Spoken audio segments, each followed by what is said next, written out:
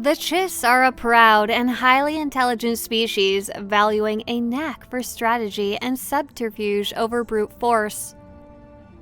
Although isolation in the unknown regions of the galaxy within their so-called Chiss Ascendancy, the Chiss were singled out by the Empire as potential servants and allies because of their outsider status and their relative lack of moral qualms.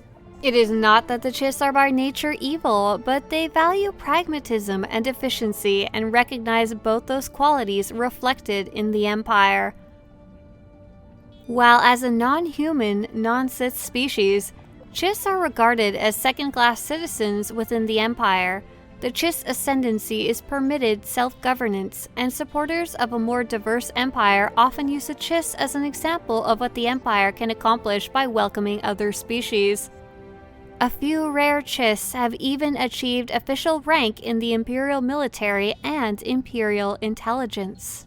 In Star Wars: The Old Republic, you can play any type of character as a Chiss, as species are not restricted to certain origin stories or combat styles in the game.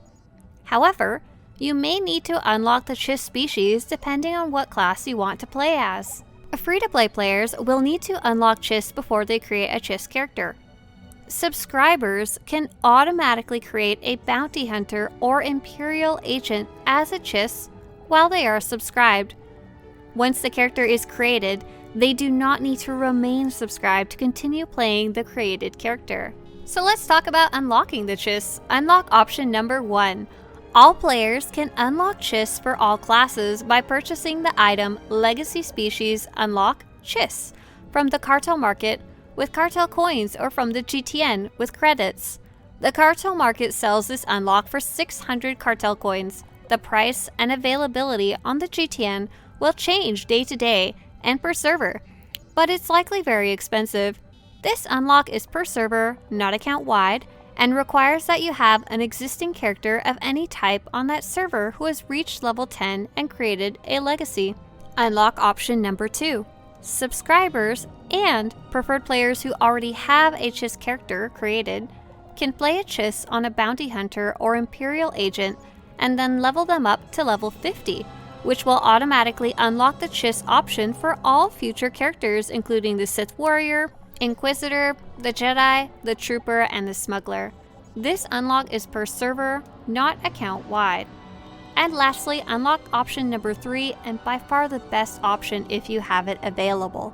Subscribers can also unlock Chiss for all origin stories by spending 1.5 million credits as part of the legacy system after they have reached level 10. Free-to-play and preferred players can technically do this too, but they have their credits capped at 1 million credits.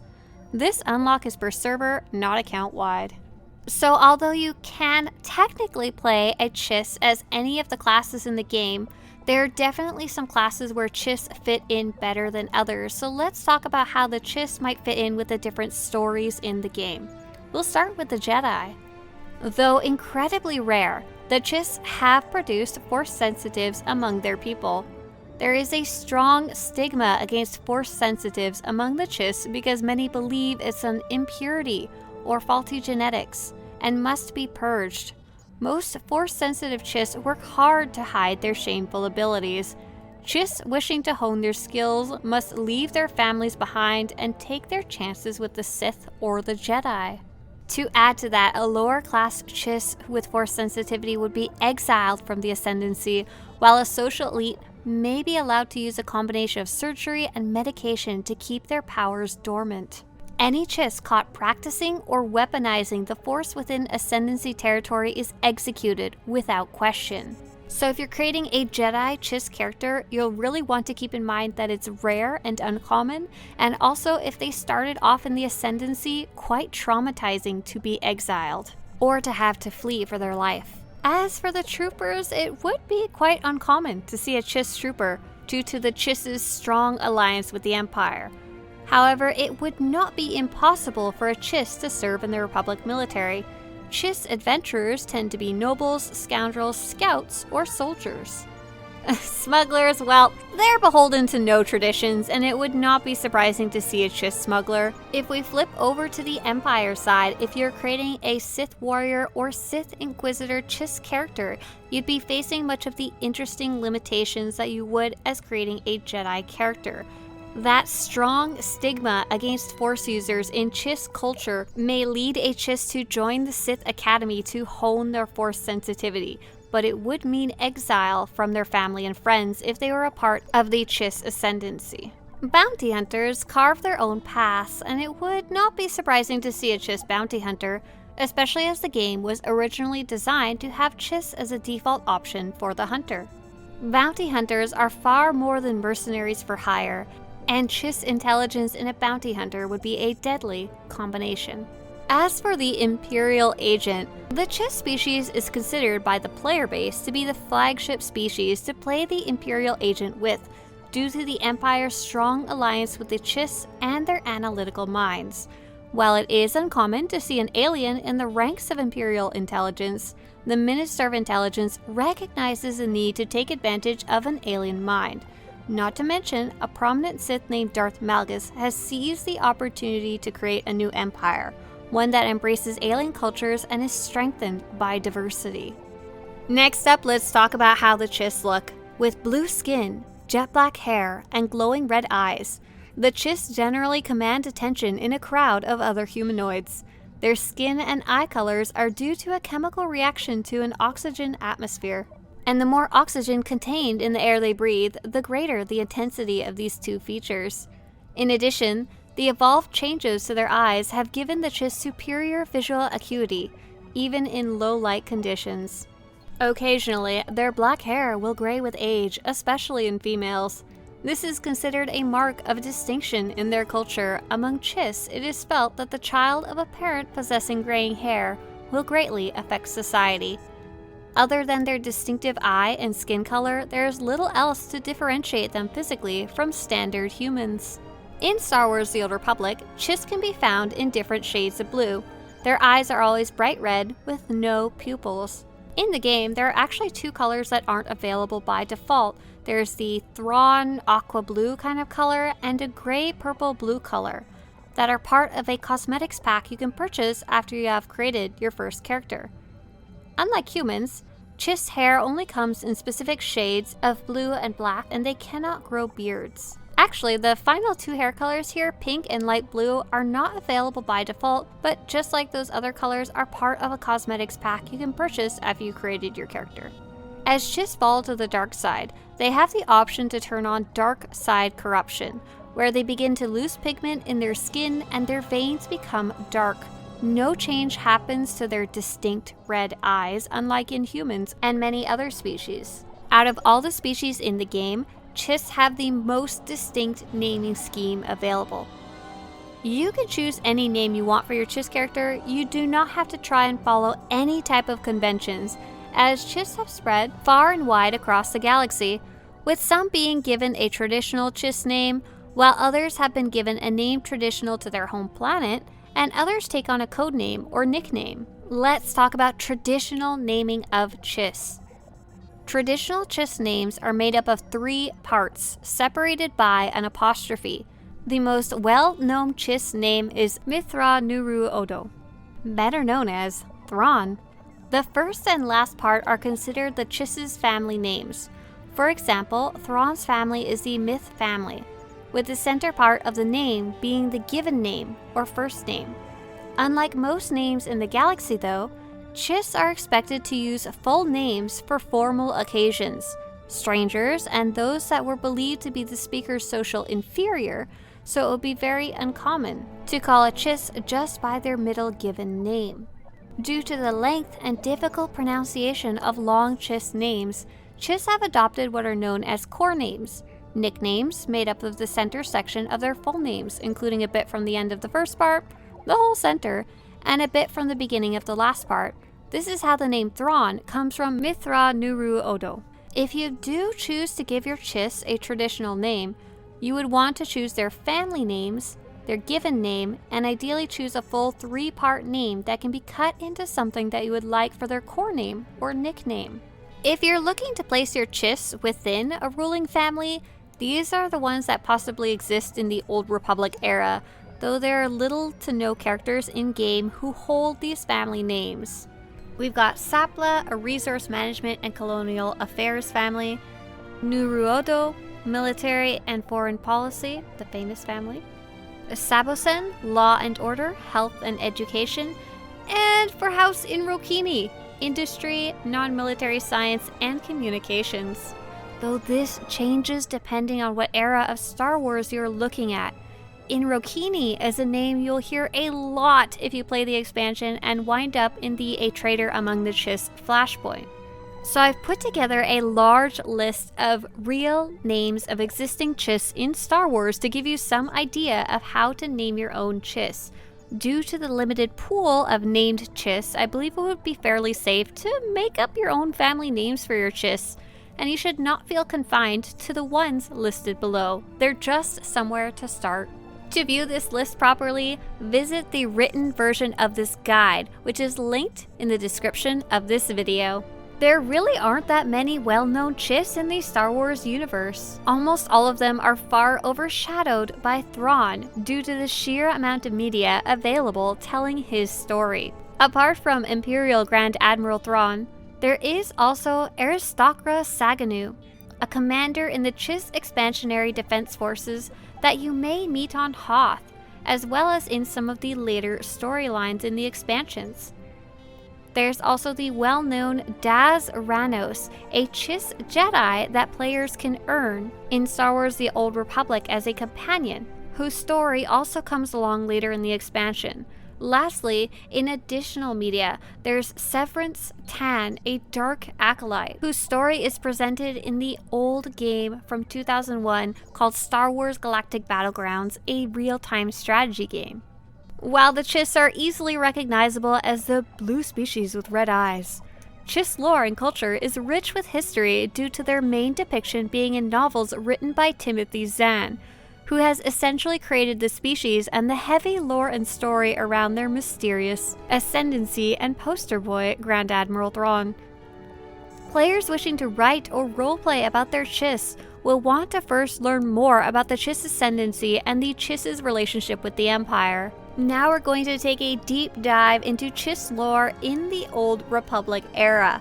But if you want to learn more, you're absolutely going to want to read those Thrawn series, multiple, by Timothy Zahn if you want to get every single piece of Chiss lore out there. The Chiss are highly evolved, taking great interest in art and science, and maintain a powerful military.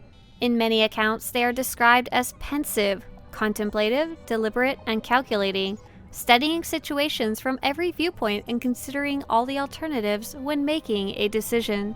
As remote and secretive as the distant star system from which they emerged, the Chiss species remains a mystery to most of the galaxy. Completely removed from the Republic and the Empire, these blue-skinned humanoids evolved an advanced civilization known as the Chiss Ascendancy in the unknown regions of space. Despite constant political power struggles among the ruling class, the Ascendancy maintained strict control over its dominion and the civilization prospered. This is how the Chiss developed socially and technologically in isolation for thousands of years, until they were discovered by the Sith Empire. During the late days of the Empire's exile, the Sith came into contact with the Chiss, and what followed was an event unique in the annals of Imperial history. In every previous instance where the Empire had encountered an alien civilization with enough technology and resources to defend itself, the Empire demanded surrender and capitulation to the rule of the Emperor. Each civilization refused, and the Sith conquered their worlds and killed or enslaved the inhabitants. The power struggles of the Ascendancy are rarely solved with forces of arms, however, and the Chiss ruling class surprised the Empire by considering the offer on its merits and asking for a summit. The Empire's military leadership, confused, agreed. Behind closed doors, the best Chiss negotiators met with a who's who of important Imperial diplomats, including the very unusual presence of the commander of the secretive Imperial Guard. Nothing has ever been publicly revealed about that meeting, but the outcome is known and now wondered about by diplomats and historians the galaxy over. The Chiss would become the first official allies of the Emperor. Their armies, resources, and tax revenues would be freely offered to the Empire. In return, the Empire would allow the Ascendancy to govern and administer its own planets, and never set foot on the Chiss homeworld of Scylla without permission. Not one political representative, not one noble tourist, not one Sith. In the years that followed, the Chiss assisted the Sith in the invasion of Republic space and earned the Empire's respect and trust as military allies. While in Sith-controlled space, the Chiss submit to Imperial authority without question, and a handful of Chiss have even integrated themselves into Imperial society. Nonetheless, the Chiss Ascendancy maintains its own forces separate from the Imperial military, and most members of the species still retain their characteristic private ways, even when working closely with their heavy-handed Imperial allies. To the Republic, the Chiss continue to be a complete mystery, and the species' very existence is unknown except in high-level political and military circles. As the only true ally of the Sith Empire, the independent systems of the isolationist Chiss Ascendancy occupy a unique position within Imperial power structures. Mandalorians serve the Empire for wealth, and conquered factions submit out of fear, but the Ascendancy aligned itself with the Empire for mutual benefit. The exact details of this agreement remain a mystery to all but the highest-level Imperials and Chiss, but it effectively renders the Ascendancy a vassal state, self-governed, but a source of resources and manpower for the Empire as a whole. The Chiss Ascendancy's internal governance mystifies most Imperials. The web of hierarchies and political influence networks that links the Chiss ruling houses is complex at best and impenetrable at worst, with political, family, and military ties all playing a part in determining a person's role in the Ascendancy. Internal power plays are common, but always occur within the accepted boundaries of Chiss society. Even at their most vicious, the Chiss always maintain order. Chiss society is highly ordered and structured. Rule of law is controlled and enforced by a small number of ruling families. These ruling families, also known as clans or houses, are more akin to different branches of government than to actual familial units. As a rule, a Chiss will never knowingly do anything to bring shame upon his or her family, for entire lines have been exiled for the actions of a single family member. SWTOR also served as a home to the ruling families, who governed all activities within the Ascendancy's borders, though an individual family's influence could fluctuate over time, with the number of ruling families historically being between 3 and 12. Chiss society is controlled by 4 ruling families, not true biological groups, but effectively 4 separate branches of government. The Sapla clan dictates colonial issues, natural resources, and agriculture. The Naruodo family, the clan of famed Grand Admiral Thrawn, controls the military and foreign affairs. The Inrokini handle industry, the sciences, communication, and non-military technology, and the Sawasan clan oversees justice, public health, and education. Chiss who have dealt with the Empire or the New Republic have almost universally been operatives of the Naruodo family. And just as a note, that's from the Star Wars movie era rather than the Old Republic era. We actually don't know the names of the specific clans and number of clans that exist in the Old Republic era as far as I can tell. The culture of the Chiss is based on a strict code of conduct. As a rule, they do not attack an enemy unless they are attacked first. When Thrawn ignored that imperative and seized control of the Imperial remnant, consequently, he was exiled from his people. Although most Chiss are peaceful, once embroiled in military conflict, they do not relent until their enemy is either totally destroyed or completely subjugated. The Chiss are typically attractive, intelligent, and private people, and are so protective of their society that they have managed to keep their species' existence largely secret from the rest of the galaxy. This isolationism makes it difficult to form conclusive statements about the Chiss. Many of the galaxy's perceptions of the Chiss and how they behave is initially based on the personality of Grand Admiral Thrawn. As the years pass, it becomes increasingly obvious that all Chiss are individuals, and that Thrawn was an exceptional member of his species in a number of ways. As such, the impression of the Chiss held by the galaxy at large is that they are arrogant, aloof, and calculating individuals. While this may be true in some instances, Chiss personalities are as varied as those of any other species. In general, they tend to be well-educated, artistic, and cautious in their dealings with strangers.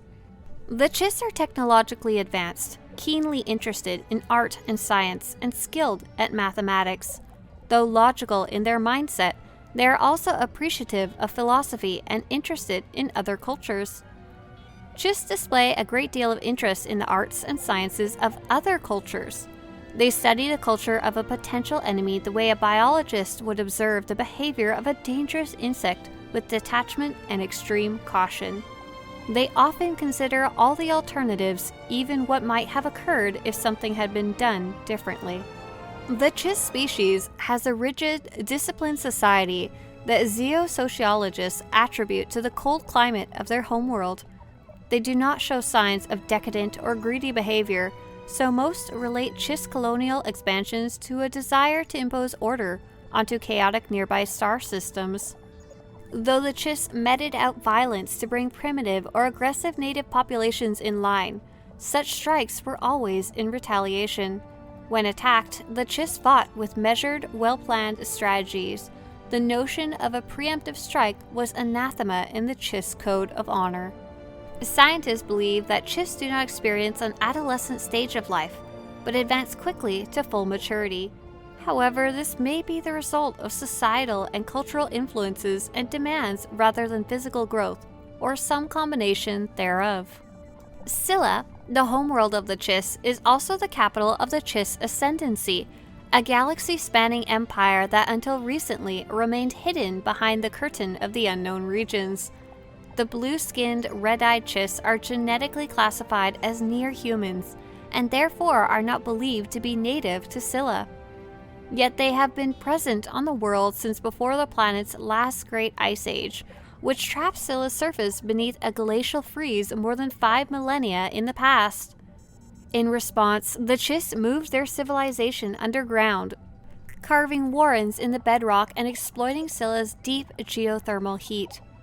The largest city on Scylla is Saplar, which is connected to all other points on the planet via a network of subterranean tube transports. It was in Saplar that plans to spread off-world first took shape, and by 1,000 years before the Battle of Yavin, Scylla had become the capital of the 28 colony worlds of the Chiss Ascendancy. In the Old Republic era, when the Eternal Empire's violent rise to power began, the Chiss Ascendancy watched both Imperial and Republic worlds fall before the Eternal Fleet's might. Rather than see their society crumble in the face of tyranny, the Chiss decided to strike a deal. They would freely give their 2 richest industrial worlds to Arkan as tribute. In return, the Eternal Empire would allow the Ascendancy to retain their homeworlds. This deal let the Chiss remain largely untouched by the war. After the Alliance's victory, the Ascendancy easily claimed their lost worlds with the Sith Empire's help. Though the Chiss claimed to be suffering a resource crisis like the rest of the galaxy, rumors circulate about the secret stores they've kept hidden from the Sith. The Chiss Expansionary Defense Force is the main military power within the Chiss Ascendancy, charged with protecting the Ascendancy's borders, exploring space outside the Ascendancy proper, and assisting with Imperial military operations. The Defense Force maintains ground, air, and space-based divisions, but is not intended to operate on Chiss soil. Internal security and homeworld ground defense are assigned elsewhere. The Chiss believe the Defense Force personnel are the best trained and most disciplined soldiers in the galaxy, and this claim holds some merit. Defense Force officers are held to an incredibly high standard of physical fitness and mental acuity. Imperial analysts point out, however, that these standards can only exist so long as the Chiss avoid the attrition inherent to protracted, large-scale conflicts. The Chiss are technologically advanced, keenly interested in art and science, and skilled at mathematics. Though logical in their mindset, They are also appreciative of philosophy and interested in other cultures. Given their xenophobic tendencies, it comes as no surprise that the Chiss use their understanding of non-Chiss cultures to gain a tactical advantage over potential adversaries. As a species, the Chiss are disciplined, cold, and arrogant. They strive to gain the advantage in any tactical or social situation. Chiss who consort with non-Chiss never completely shake their xenophobic instincts. Around non-Chiss and other potential enemies, a Chiss remains pensive and aloof, constantly plotting tactics to ensure victory in a possible confrontation. After suffering a defeat or a setback, a Chiss often contemplates what might be done differently to ensure victory the next time. There's also an interesting codex entry in the game about a Chiss character named Solana Rock. It doesn't much bother Solana Rock when people call the Chiss woman an alien, as that's what she felt like all her life, even among her own kind, even among family. The closest Solana's ever felt to belonging was as a hired muscle for a crime syndicate on Hutta. She eventually grew bored with breaking bones on that seedy planet, however, so she has since opted to turn her love of aggression into a career as a starship gunner. While often dour and restless, Solana is known to display an enthralling intensity and gleeful passion for causing her enemies to suffer. She doesn't quite understand what she needs to finally feel at home, but she hopes she'll find it someday out among the stars. Qian is the complex and nuance-laden language of the Chiss. Most non-Chiss have difficulty learning the intricacies of Qian. Chiss, on the other hand, have little difficulty mastering Basic, though most of them are unfamiliar with it. Here's another cool codex entry about a Chiss in the game. As the aristocrat of House Miurani, Saganu served as a commander in the Chiss Expansionary Defense Force and occasionally performed diplomatic duties for the Ascendancy. During the war, Saganu and his troops were stationed on Hoth to help the Sith Empire seize the planet from the Republic. Though it was scrubbed from official records, rumors indicate he also provided support for Imperial Intelligence before his disbandment. During the Eternal Empire's attack on known space, it was Saganu who brokered the deal between Arkin and the Ascendancy. His cool-headed negotiation tactics allowed the Chiss to retain the majority of their worlds in return for abundant production resources for the Eternal Fleet. This deal earned him a promotion to Supreme Commander of the Chiss Expansionary Defense Force, where he oversees all Chiss military campaigns. While Saganu is a perfect example of a Chiss in Chiss lore, he's not the only well-known Chiss in the game. There's also Daz Ranos, who followed a completely different path. Master Ranos has always walked her own path, turning her back on the Jedi Council to follow what she calls the will of the Force. A true champion of the light side, her journey led her to the farthest reaches of the galaxy, where she used her formidable skills to serve and protect those on the dangerous frontiers of galactic civilization. I hope you enjoyed this deep dive into Chiss lore in the Old Republic era. This does not even come close to the amount of lore attached to the Chiss in the Star Wars movie era, especially attached to Grand Admiral Thrawn and the books related to him. If you want to show your support for these videos focused around Star Wars, the Old Republic, and the Old Republic era, please visit subterfuge.com/support. And if you want more videos like this that show up on your YouTube homepage, subscribe to this channel. As always, may the Force be with you, even if it's not with the Chiss.